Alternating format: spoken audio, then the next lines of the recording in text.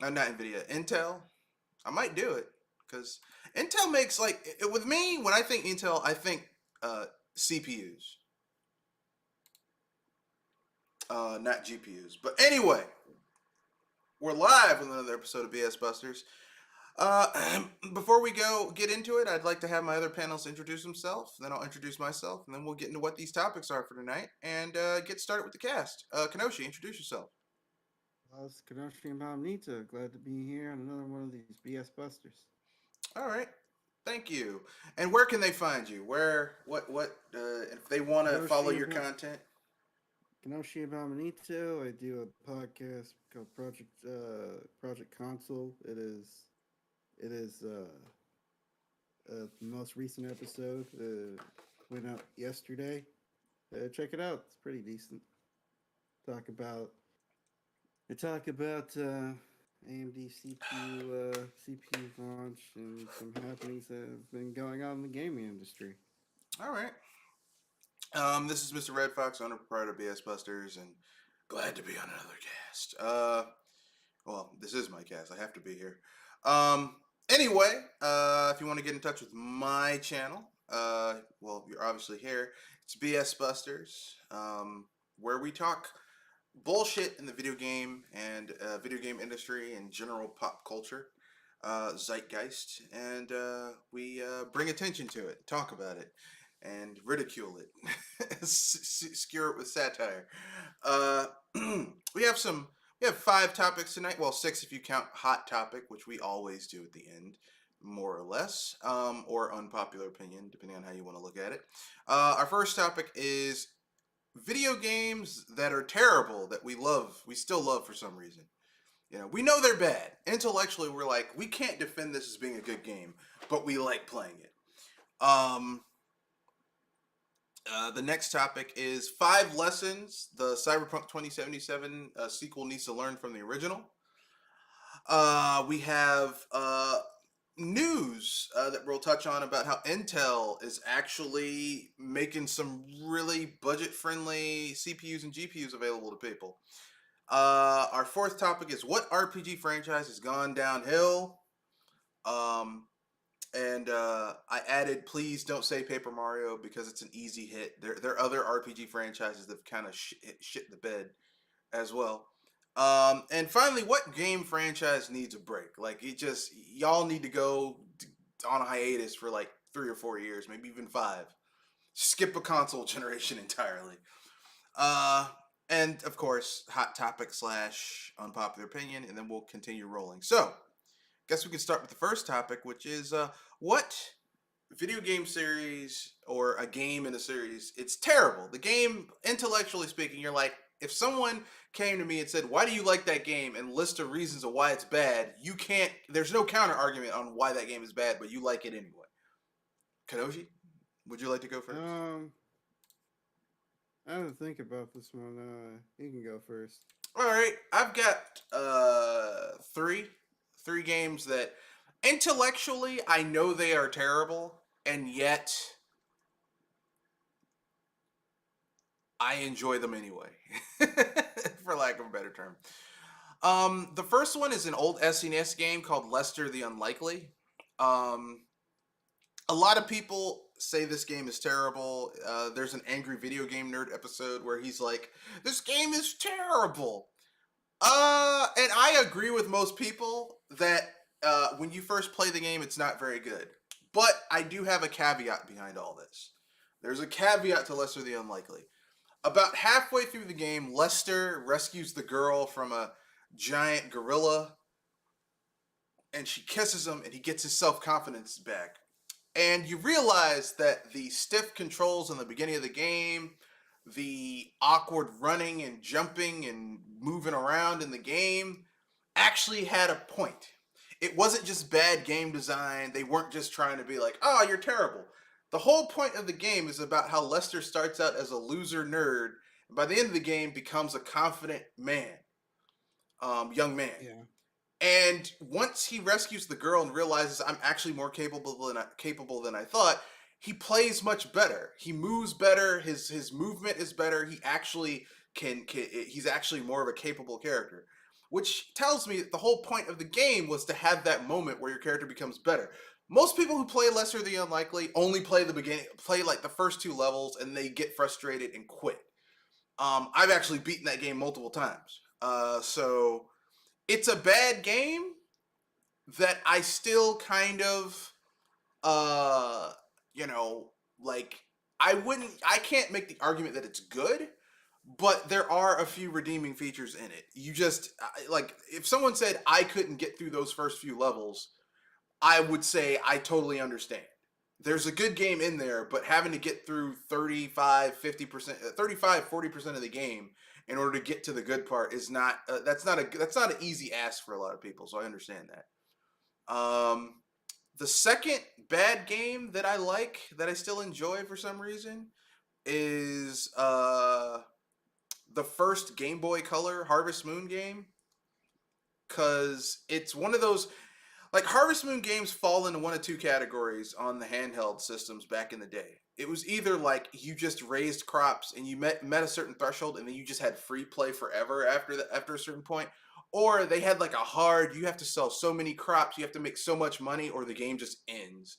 And this was one of those where if you didn't do X, Y, or Z, the game just ended. So you needed like a FAQ in order to play the game.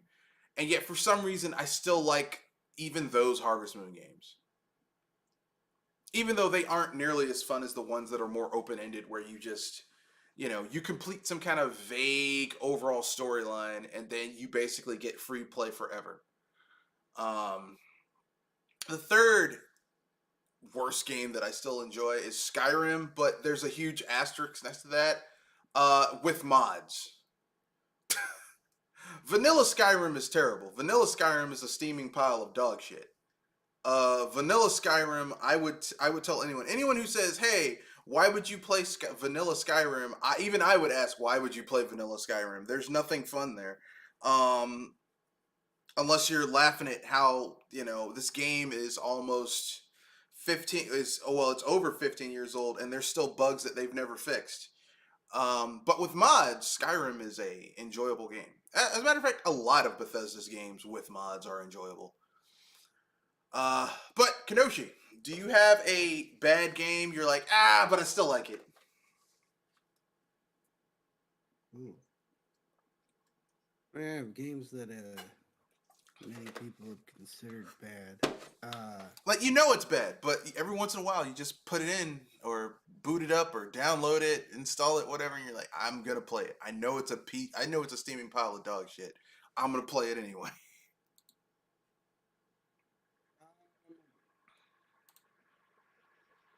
Most of the games I would say weren't necessarily.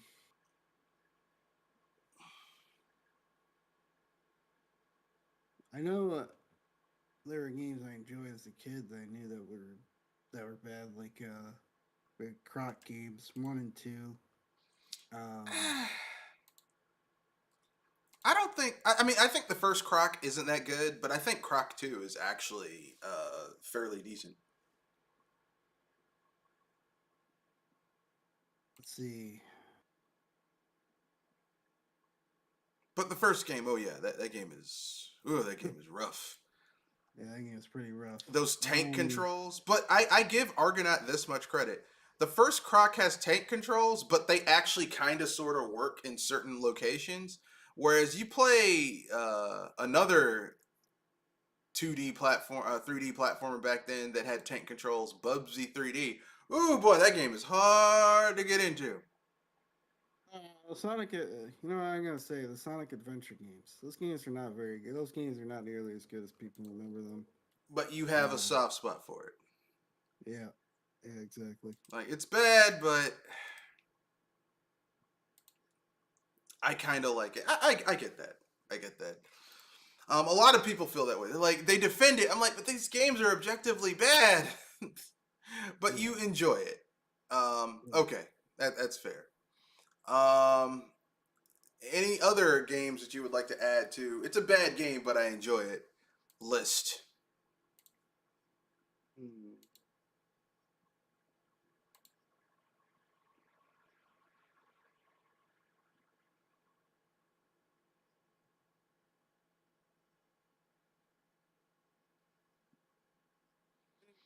I'd say Mario Sunshine. It's a game I Yeah, come back to every once in a while. that's That game's fair. still that game's a hard game to play today. It's just like the way the control is, the way the camera is. That's a tough game to play, but it's something I like to go and playing All right. around in every once in a while. That's fair. We have a comment from a viewer. I agree with you. Mods in Skyrim is actually fun. Yeah, I have to say the same thing. Skyrim, actually, any Bethesda game without mods, is like you play a vanilla Skyrim game once and then you're done. It's a one and done. It's like I played through Skyrim. I tried to play through Skyrim on PS3 back in the day, and then I that was one of the few games I returned back in the day. Not because I was one of those people that like I'm part of the rewards club, and if I return this fast enough, I get my money back. Because for me, playing games is like lovemaking. I don't like to finish shit in a hurry. I like to explore and take my time when I'm playing video Yeah, games. Um, but so like people were like, yeah, I beat this game really quick and returned it. I'm like, what's the fun in that? That's like bragging about me and my girlfriend did it and I finished in 30 seconds. Why are you bragging about that? That's not a noteworthy accomplishment.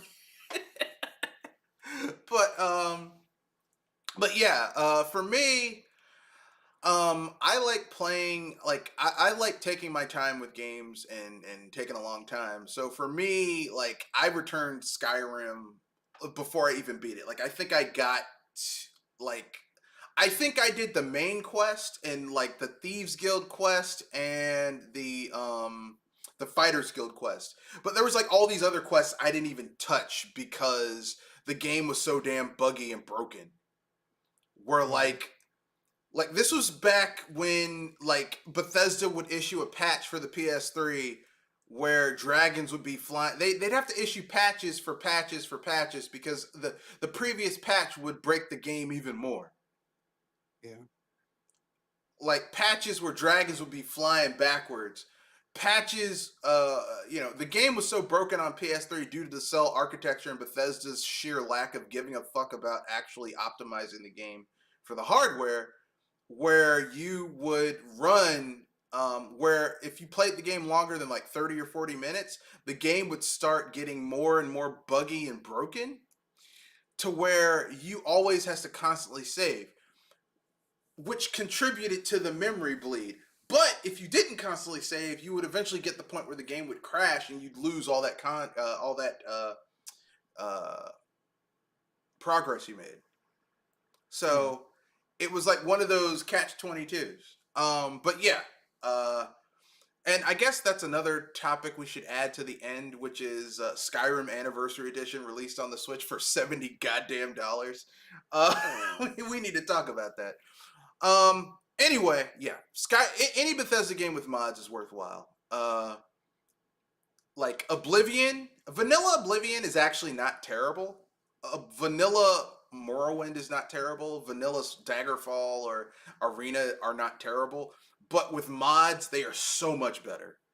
yeah. Um, but that's neither here nor there. Let's move on to the next topic, which is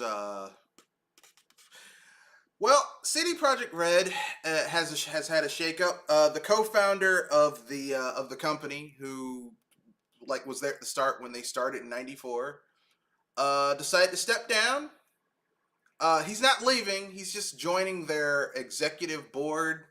He's a non-voting member of the executive board, where he's going to be helping to do other shit. So basically, his big thing. They also announced four things to boost their stock values. They are doing a sequel to Cyberpunk 2077, and they are doing 3 Witcher spinoffs. And Sounds interesting. yeah, like the thing is the Witcher. Sorry, The Witcher having sequels makes sense because The Witcher was pretty much very successful for CD Projekt Red. Cyberpunk Yeah, 2077 having a sequel right now. The only reason they announced that is because Edge Runners, an anime that's actually really fucking good on Netflix, that is based off of the Cyberpunk property is doing really well right now, and it's getting people interested in the IP again. Now, here's the problem, though, right? The anime, which I've seen, is way more cyberpunk and way more badass and has way more in common with the setting and the genre than the CD Projekt Red fucking game does, Yeah. which is weird, you know.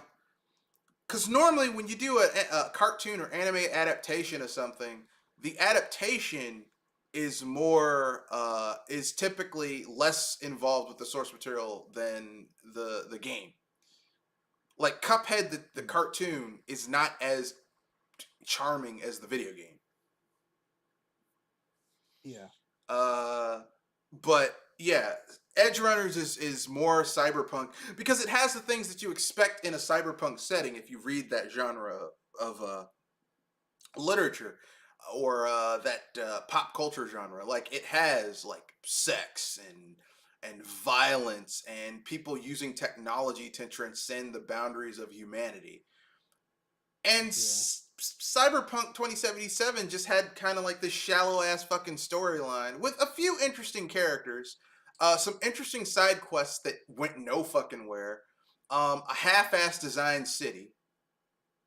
Um, which if they had built that into the game where the half-ass designed city made sense.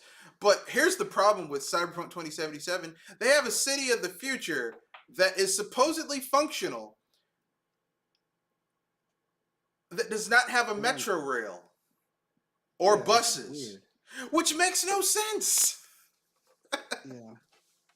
I mean, it's the city of the future. You think mass transit is one of the mainstays of a city, is that you have mass transit to move people around without them having to get into a car. There's a metro rail in the city. There's trains going on the metro rail, but you'll be damned if you can use. Yeah, it's like.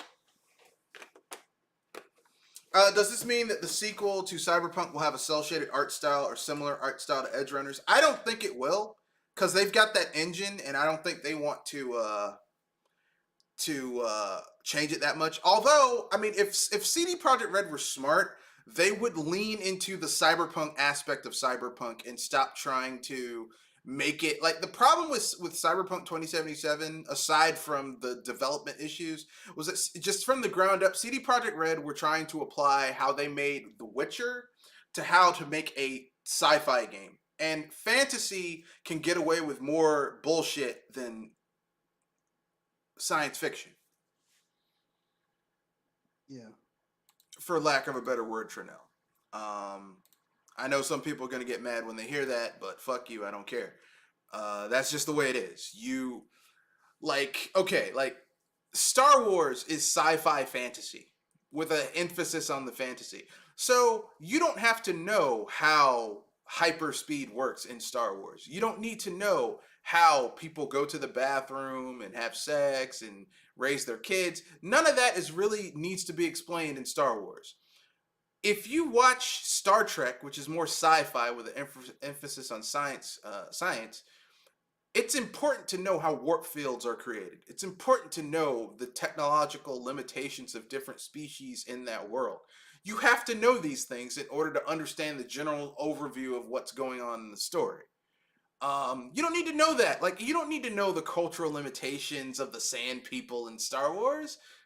You don't. You don't need to know who the hell the Jawas are. Anyway, yeah. Cyberpunk 2077. Here, there's an article. I will share it because I am crazy like that. And I'll just give you guys the gist of what the article writer, the author, says. So, the first thing he says, just call it an early access game. Build a smaller world with more shit in it. He didn't say shit. He said stuff, but I'm going to say shit. Create a compelling main character. Don't tack on multiplayer unless there's a good reason. And go third person. Now, all of that sounds kind of stupid to me. So I wrote something in the comment section. I said 5 things they need to do in a Cyberpunk game. And I said, life paths should matter. Your origin for your character should have more weight than slight variations to your opening mission. Cyberware should encompass, number two, cyberware should encompass the penalties that they have in the tabletop game in some way, shape, or form. In other words, the more chromed out you become, the more humanity you lose. This could be represented as a charisma hit or even overall health loss, etc. Number three, if the game is once again set in a dystopian metropolis, have a fucking working metro rail and other forms of mass transit. To not have these things in a planned city is fucking stupid. Yeah. Take a page from Fallout New Vegas and have factions have actual weight in game.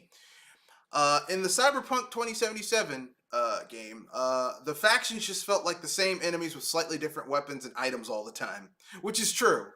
Like, it's like you meet enemies over here and they just, they have a slightly different outfit, but they're using basically the same weapons. It's stupid. And don't overpromise and underdeliver. Either focus on a smaller world with density to it or a large world with a ton of smaller reactive quests. Don't try and treat a sci-fi game like a fantastical one. They tried to make Cyberpunk 2077 like The Witcher, and sci-fi and fantasy don't mix well in gaming typically. And someone replied to that saying that to expand on number one, you probably shouldn't dedicate a huge chunk of development and content to things like drivable vehicles while simultaneously dropping the ball on any gameplay related to vehicles. If you have a life path, for example, like Nomad, where their character is pretty much tied to their vehicles as explicitly stated in the game, might it behoove your game to actually show that? Vehicles are one of the most dog crap parts in 2077, in a game with a whole lot of equally bad dog crap. That's pretty funny. So anyway, yeah, yeah.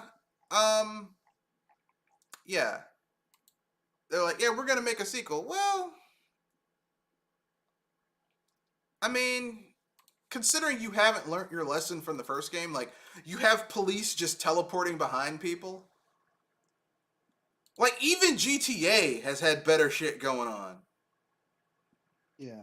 And making police spawn than Cyberpunk 2077. Even San Andreas. Like, how do you have a game that came out, San Andreas came out in the 6th gen, 3 generations, and yet they solved something that you guys had difficulty with 3 generations ago? Yeah. That's just embarrassing for CD Projekt Red. Yeah, and another thing, if you have to delay it one more day, delay it one more day. Oh yeah. If you have to delay it, just fucking delay it. If you have, I mean, I'd rather have a game delayed. If you have a game that's like 90% finished and you ran out of a budget for that, I'd rather have you guys basically take that game and give it to a small team to finish getting that 90 up to 100. And then, once your guys' budget is allocated for the next fiscal year, you guys just advertise it and then release it that year. Then you guys do what you did with Cyberpunk 2077 and put a game that was only like 80% done. Yeah. But that's my own personal opinion. I could be wrong. Anything you want to add to this before we move on to the next topic, Kenoshi? Yes, no, maybe so. Yeah. Just don't come out with a shiny product, I guess. Don't come out with a shitty product. Well, that's the secret, because here's the irony behind that statement, sir. Even if a company has the best intentions and it's not a bad product, sometimes they come out with a shitty product. Yeah. So that's the only secret. Don't suck. But that's hard. That's hard not to suck sometimes. Anyway, let's move on to the next topic. Intel's new CPUs and GPUs are ready to win a price war. That's right, folks. Intel is releasing their Arc GPUs, which look fine. I mean, nothing's really anything amazing. If you're looking for a budget GPU that's gonna get you basically 1080p 60 frames per second, or 1920p with a decent refresh rate with your monitor, then it's a fine GPU. But really, them CPUs they're coming out with, they came out with a CPU that shits on. They came out with a mid-grade CPU for Intel's new thing that shits on the best CPU AMD has. Yeah. Here's the thing: it's only $50 more expensive. I'm looking at AMD. I'm like, why'd y'all start a fight with the CPU people? Y'all shouldn't have done that. Y'all should have y'all should have stayed your ass with GPUs, because y'all are good at GPUs. Don't be starting shit. It's like me starting shit with a sushi chef when I'm not good at making sushi. I wouldn't do that because I'm not stupid. So yeah. I saw. I didn't. I think I linked it in my in my uh, in my email, but I can't find it, where it showed the specs. And Intel's new CPU is like, I think like 559, 549, or maybe 649. It's like not ultra prohibitively expensive. And compare it to AMD's CPU, like one of their top of the line, a decent CPU that's like $499. It shits all over it. Shits on it. Literally takes a big fat dump, just undoes its pants, squats, leans over, and goes, "Yeah, how you like that?" So yeah. Like I said, don't count out Intel, especially when it comes to their hardware. Their CPUs, GPUs. Intel hasn't made a GPU for years, like since like the '80s, like the late '80s, early '90s.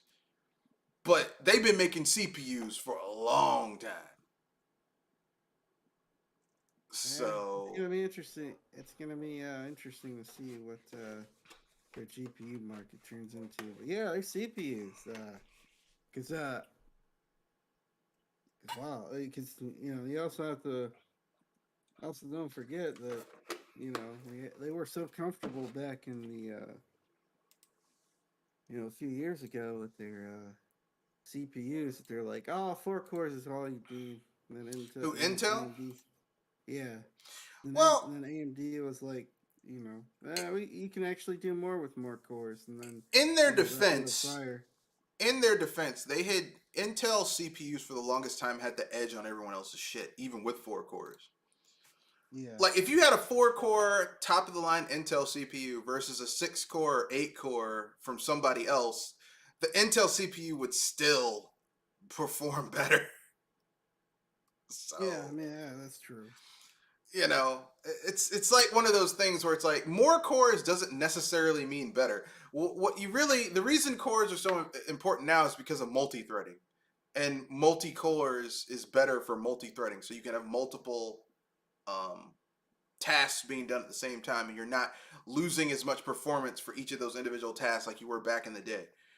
But it's still still pretty good. But now they're beating other people at their core game, because the top end of the Core i9 is jumped from 16 to 24 cores. Yeah. So it's like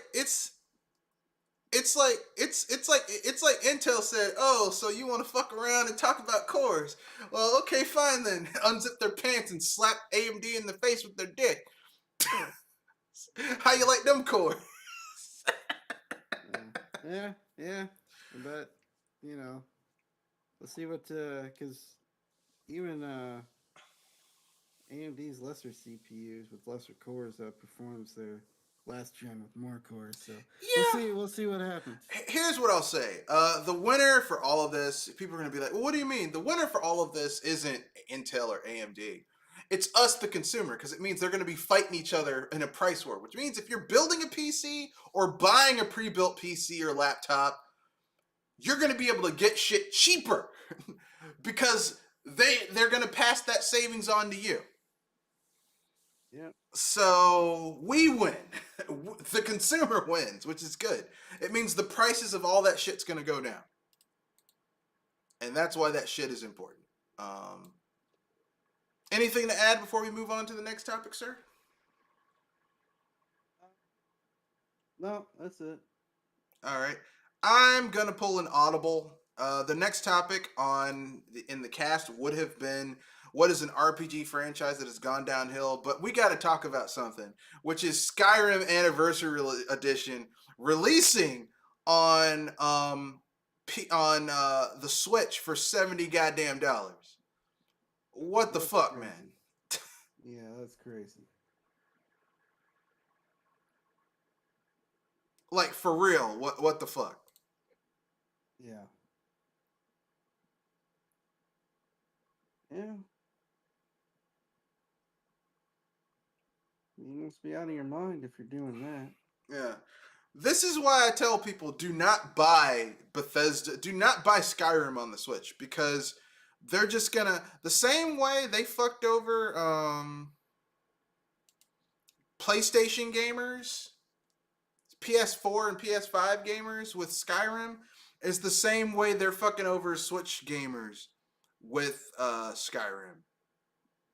Yeah. Yeah, that's nuts. That is nuts.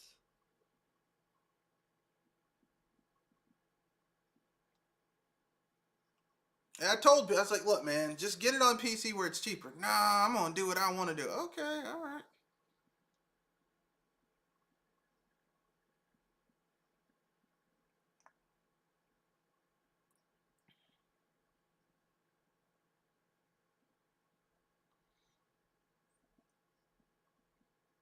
No one don't ever want to listen. Everyone want to do everything they want to do, but no one don't ever want to listen. So, yeah. I guess if you don't have anything to say, we can just move on to the next topic. Since you just, you want to go in depth on it. I mean, it's. I mean, what else is there to say except just don't buy it. Yeah. Well, I mean, it's Bethesda and by extension Microsoft because Microsoft owns Bethesda. Yeah. Yeah, so fuck Microsoft on that. Okay, what RPG franchise has gone downhill? And we're not gonna touch Paper Mario because we all know Paper Mario has gone downhill as of the last few iterations. No one needs to. We don't have to keep on. We don't have to beat a dead horse. So, do you have a?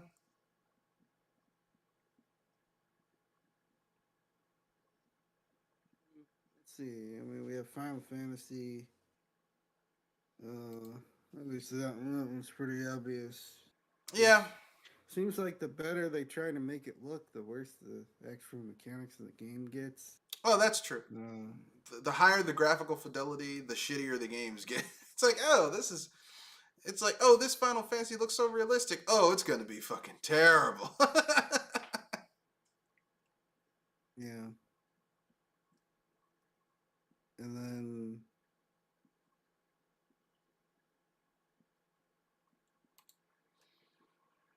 Yeah. the newest Dragon Quest game. The newest Dragon Quest game wasn't 11. didn't really hold my it didn't really hold my attention that much.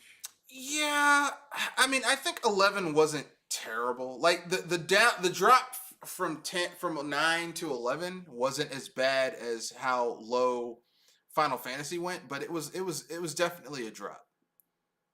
Yeah. It was not at the same level as 9. 9 was actually really good. Like much better than it had any business being. 11 wasn't terrible. It's just the problem with 11 was that it was just too goddamn long. Yeah. And there's a point in that game where you think you beat it, and they're like, "Oh no, but here's the real villain." It's like, well, no, don't fucking do that. Yeah. I hate when RPGs do that. Just give me a real villain. Don't bait and switch with. Well, he was just the secondary villain. The real villain was this guy right here. It's like, no, I hate that. Yeah.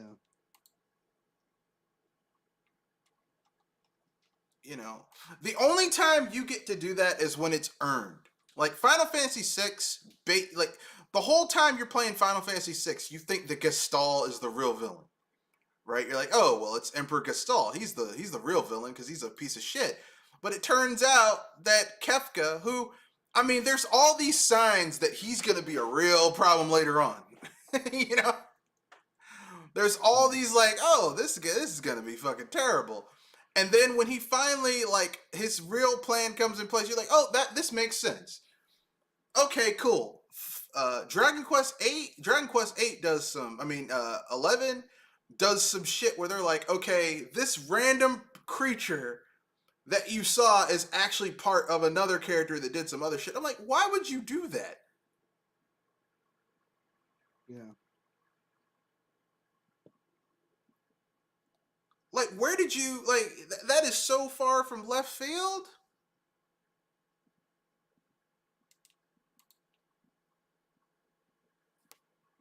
Yeah, yeah, exactly.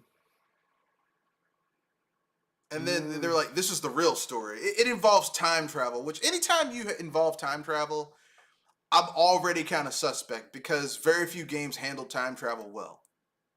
Yeah. And time travel is a tricky story element. Being as consistent as possible. You're never gonna be completely consistent, but you have to at least have some, at least pick the rules that you want to follow, and then make sure you're at least They're pretty consistent consistent with with those. those rules, yeah. Yeah, Well, I mean, they just bring time travel in at a certain point in Dragon Quest 11, where it's just like, oh, hey, by the way, time travel. We can. Oh, remember, which kind of negates a lot of the other shit you do because there's a point in the game where you have to rebuild your character's village that he grew up in that was destroyed by the villain, the secondary villain's henchman, right? You get to rebuild it, but then you go back in time and prevent that villain from ever coming to power, which essentially negates all the character growth that you had. Up to like that's the type of shit I'm talking about. That's why Dragon Quest 11, the gameplay mechanics aren't what make that game bad. Even though the gameplay mechanics of Dragon Quest 11 are very simplified compared to 9, which you could basically build your party any damn way you damn well please.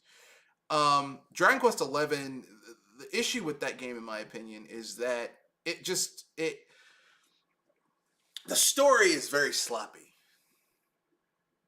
yeah, It's a very sloppy story. Anyway, but I agree with you. That is an RPG. Dragon Quest.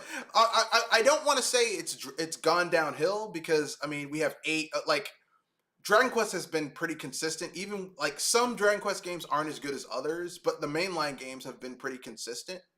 Like Dragon Quest yeah, One, I would say is like not great, but it's the first game in the series, so you got to kind of give it a pass for a lot of shit. Dragon Quest Two is great. Dragon Quest Three is even better than two. Dragon Quest Four, not great, but it's the start of a new trilogy, so you got to give it a pass for a lot of shit. Dragon Quest Five, great. Six, great. Seven, it's a little rough around the edges, but still pretty good. 8 is fucking amazing. Dragon Quest 8 is amazing. Dragon Quest 9, also amazing. The story, not as strong as 8, but like the gameplay is much better. 10, I can't say anything about it because we've never gotten it. It's never been localized. And yeah. then I there's think 11, wasn't that an which MMO? Wasn't it set in yeah, it an was an MMO? MMO. It was never localized. They're doing a super Yeah, deformed version of Dragon Quest X, which is supposed to have all the content and shit. And if they localize that, I'll finally play 10 and give my judgment on it. But considering that consistently Dragon Quest overall, even when the games have like not been as good as other installments, it's not like the dip in quality. It's like having a GPA where your grades vacillate between a 92 and an 89. yeah, It's like, or even if you go down to an 87, it's like that's still a good grade. You know, yeah, that's Dragon Quest. It's like, it's still good. You know, yeah. but that's my own personal opinion. Uh, where are we? but I can see where you would say that it's an RPG franchise that has gone downhill. I got an RPG franchise that I think has gone downhill. Fallout. Oh yeah, they've really ruined that game. Fallout 76. I think they're gonna have to do a lot of work to repair the damage that was done with that game. Even discounting 76, even if you treat 76 like it's a spin-off game, which is what I treat it like, Fallout 4 is shit. That game is Yeah. terrible. The Yeah. factions are ill used. The story, the DLC is a joke. Settlements is bullshit. Yeah.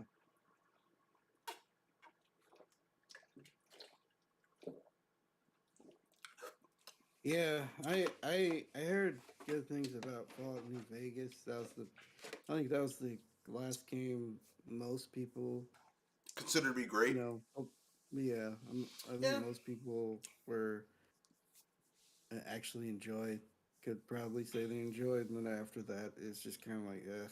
Yeah, this is kind of going downhill. Yeah, the issue with Fallout New Vegas is that it's an old game. It came out like it came out on the cusp between the 6th and 7th generation, and it feels like it. It's got an old engine. It's hard to mod. It's very unstable. Uh, I would advise anyone who wants to play New Vegas get the good old games version because it's been optimized to run well on newer hardware, newer PC hardware, and play it with mods. Fallout New Vegas with mods is amazing. Okay, Yeah. but you're basically modding an already good game. you know, Yeah. Fallout 4. No matter how many mods you add to Fallout 4, you still can't change the underlying fucked up, bad, ill-designed game design concepts of Fallout 4, and that's why I don't consider it to be very good. Yeah. Cause it's like Skyrim. No matter how many mods you add to Skyrim, you can't fix that shitty ass main quest. You can't fix that bad writing. It's like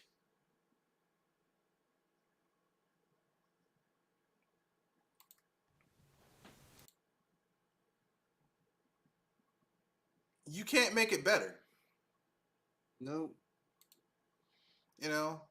It's like Breath of the Wild, right? I like Breath of the Wild. Or I like I shouldn't say I like Breath of the Wild. I like the idea behind Breath of the Wild. Execution, not so much. But if you play the CMU or the emulated version of Breath of the Wild with mods, like there's only so much mods can do to fix that game. Like you can't fix the lack of real dungeons. You can't fix the physics engine where you can't actually swim underwater. You can't fix well, you can make it so that certain weapons have a higher level of durability than they normally would, where you like increase the durability by 5 or 10 or 20. But that still Yeah. isn't going to fix the kind of simplistic reactive combat system. Um, the lack of dungeons. You can't fix that shit. Yeah. Like those are underlying design issues that you'd have to recode the entire game in order to change that. And if you think it's easier to recode a PC game than a console game, I'll tell you that much right now.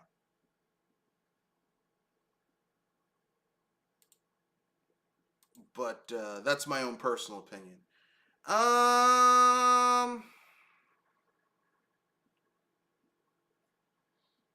Anything else you want to add before we move on to the next topic, sir? Um. No. No. I'm good. All right. Yeah. Finally, what game franchise needs a break? Um.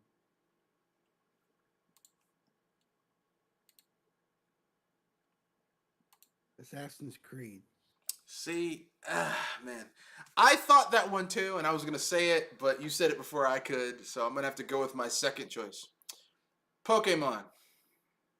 Yeah, that's a good one too. That needs a break as well. Pokemon needs like a 4 year break. Just 4 years of something else. Like, because I'm telling you right now, if I have to play through one more goddamn Pokemon game, I can't take it anymore. I'm tired. I'm tired of Pokemon. And they're lackluster ass games that they desperately want you to give a shit about. Yeah. It's like, you should care. It's like, should I?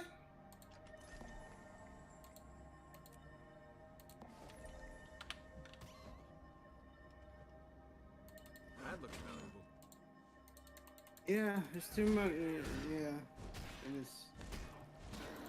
Adrenaline right. I just think the problem is it keeps selling. That's the problem with Pokemon is it keeps selling. Just people Soon as it just stop well, selling. I won't say it keeps selling. People keep buying it. Yeah. Cause it's not like Pokemon is really that good of a game. Since it's essentially the same shit over and over again. Cause they refuse to actually do anything new or interesting with Pokemon. They just keep on, putting the same shit through all the time over and over again.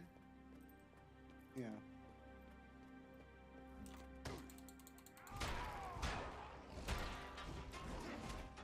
Almost there.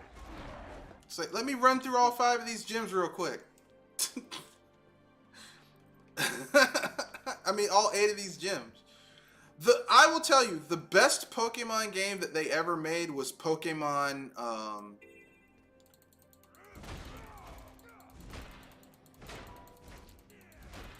right.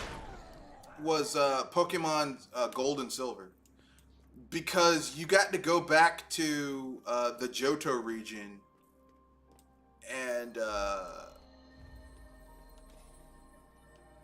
and see, how shit had changed. Yeah. And that was an interesting concept.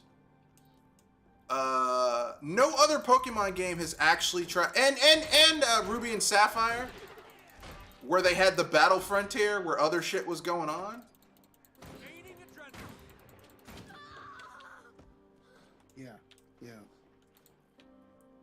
Because every other Pokemon game has just been fucking the same shit over and over and over. I mean, obviously there's still ideas to be had. You have people that make their own fan-made versions of Pokemon that people relatively like, and then they get shut down. But yeah, it's something. Assassin's Creed is a story that never ends. They say that. I've heard that there's an ending out there somewhere, but that isn't gonna happen anytime soon. Well, the thing is, they refuse to do the logical thing. The logical thing to do with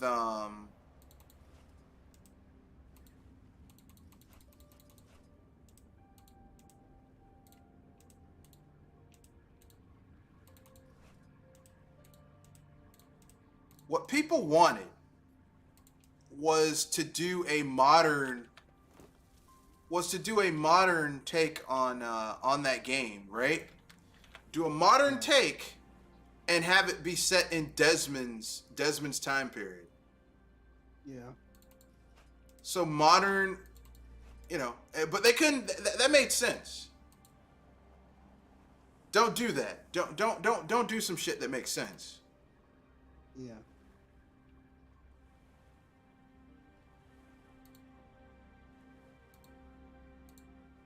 Yeah, don't do anything that makes sense.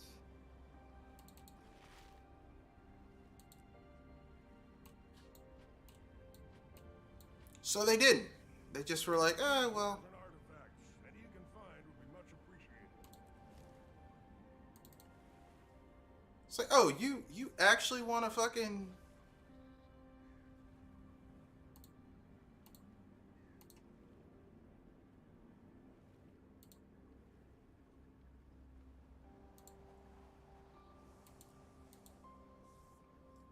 You actually want to do some shit like that? Don't do that. You don't get to do that shit.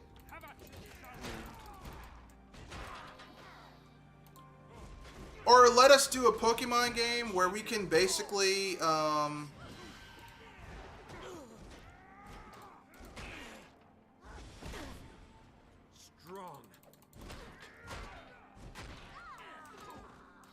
like, have us do a Pokemon game where you can do some shit like you can frickin', I need help. Ready for action. For great justice. Adrenaline rush. I don't know. What would be some cool shit? Wouldn't it be cool if you could play a Pokemon game and do some shit like breed new Pokemon? Yeah, or combine their elements together. Just breed rare and distinct Pokemon. Yeah.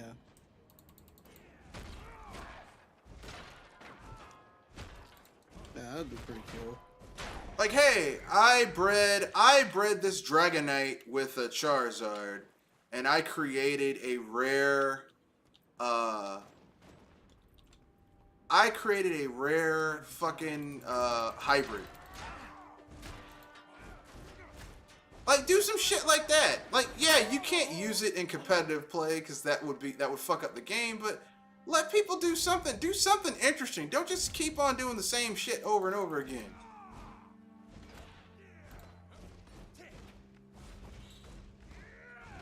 Yeah, exactly.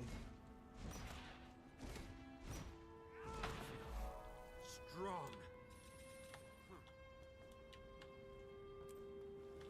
But that's Pokemon for you. I need dwarven artifacts. Any you can find would be much appreciated. So yeah, Pokemon needs to go. Pokemon needs to go. It needs to go on a hiatus. I'm like 5 years.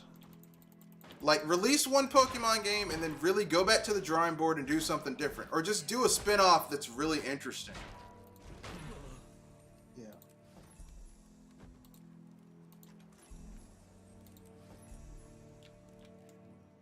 Because I can't deal with this shit anymore.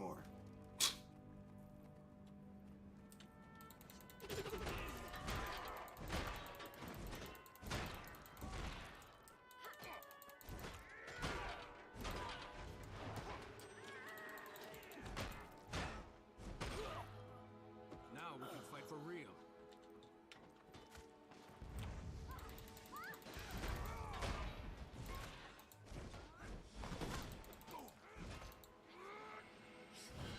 For great justice. Eat my dust. I don't know about you, but I can't do it anymore. Yeah. Money on your life. Yeah. I've been You guys like you don't know what shit. on the whole Pokemon game for a few years, you know, ever since the Game Boy era. I just never really, you know, plus, you know, buying those games every year just got too expensive. Well, I mean, for me, it's not the expense because, you know, I have a job, I make money, but it's just like they refuse to do anything interesting in Pokemon. They refuse to do anything to move it forward. It's just the same shit over and over and over again. And I don't know about you, but I'm tired. I'm tired of the same shit in Pokemon all the time. Yeah. Like, it gets really fucking old. Take that. Yeah. Strong. I hear you. Yeah, it gets old. I mean, I know people have been really disappointed in the Pokemon games lately. But yeah, you guys keep an eye on it. It's like the people who complain about Call of Duty every time the new one comes out. All the hit detections fail. Matchmaking is terrible. Fix your game, Activision. This game. Every year they go through the same thing, but yet keep mine. There was like, this time it'll be different. Yeah, will it though? I don't think it will. I think you're just gonna keep on doing the same shit over and over again. These people are like battered wives. It's like, oh, maybe today he'll be the day he'll change. He ain't gonna change. Never gonna change. Yeah, he promised he wouldn't beat my ass anymore. Yeah. Or, you know, they're like a dude, your girl keeps on cheating on you. Oh, well, she said this time she said she wouldn't sleep with that dude she was smiling at and got his number. It's like, are you sure you wanna... Are you sure you wanna roll with that?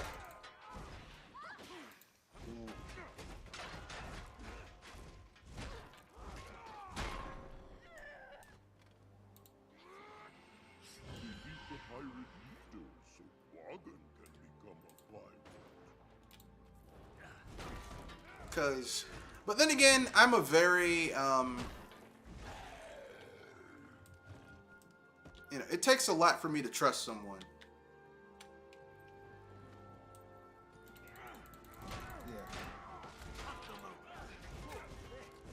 It does.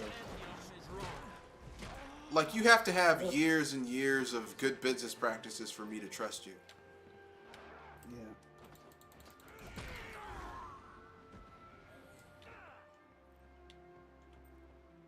What's going on? Who's making that noise? Captain, a quaggan here wants to kill your crewmasters. Just got the fool, you incompetent lout. It's not that simple, sir. So, Adventurers are listening to him and... Oh, they just killed the crewmasters.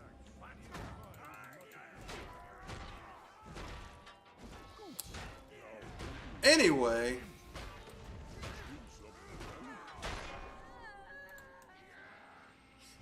How much all I have to see on that? I guess we gotta do our the last little bit of stuff, which is unpopular opinion. Do you have an unpopular opinion you would like to share about gaming, life in general? No, not this week.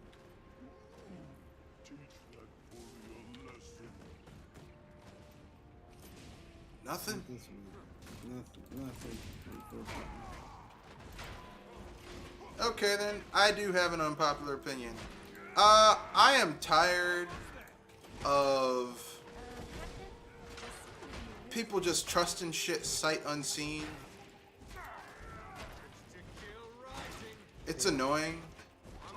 Like, you know, we developed, like, people have developed all these things in order to, you know, with critical thinking and stuff like that. Use it. Yeah.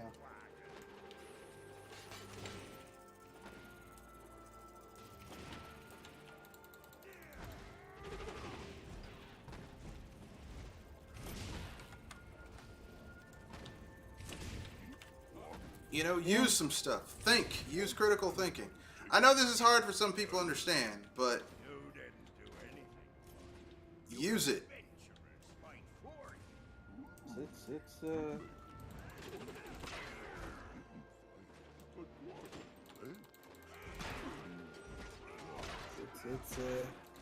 you.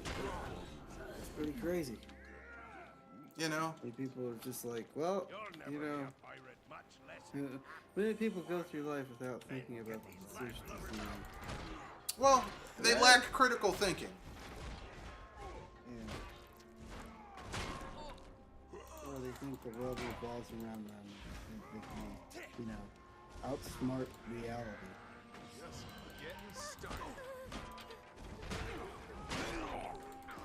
They aren't generally like critical thinking. It's like, use critical... That's why, look, people developed critical thinking to help people discover how humanity worked. I mean, discover how reality worked. That's why we developed critical thinking, so we could do that type of shit. You know?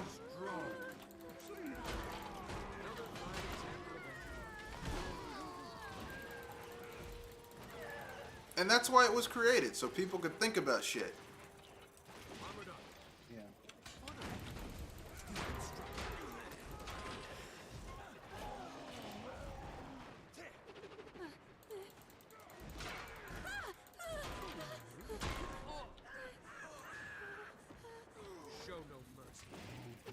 But that's my own personal opinion. I could be wrong. Fine, you beat me. You can be captain. As captain, first order of business is to end my red bully. But anyway, that's my own personal opinion. Have anything you want to add, sir? Oh, Nothing? no, nothing. All right. Guess we can move on to the wrap up. Anything you want to pimp out? Channel? Anything like that? I mean, I already did that Earlier. console. You don't want to do Yeah. it again? You just perfectly fine doing it right here. Okay. All right. I was just gonna say Project Console at 7:30 Tuesday, Eastern Standard Time. They'll be pre-recorded until further notice. So Okay. This is Mr. Red Fox, owner proprietor BS Busters. Glad to be on another cast. Thank you for joining me. yeah, you're welcome. So I guess the only thing we can do is just say, have a good day. Play your games. Don't let people pigeonhole you into what you should like and don't like. If you like something, you like it. If you don't, well, go try different things. To those who watched the cast while we were live, thank you. Those who left, also thank you. Remember, rate, comment, share, subscribe. If you want to get in touch with the cast, you can reach me at mrredfoxbsbuster@gmail.com or Discord. I would say Twitter, but fuck Twitter. Anyway, that's the end of the cast. Peace and have a good day. Good night. Whatever.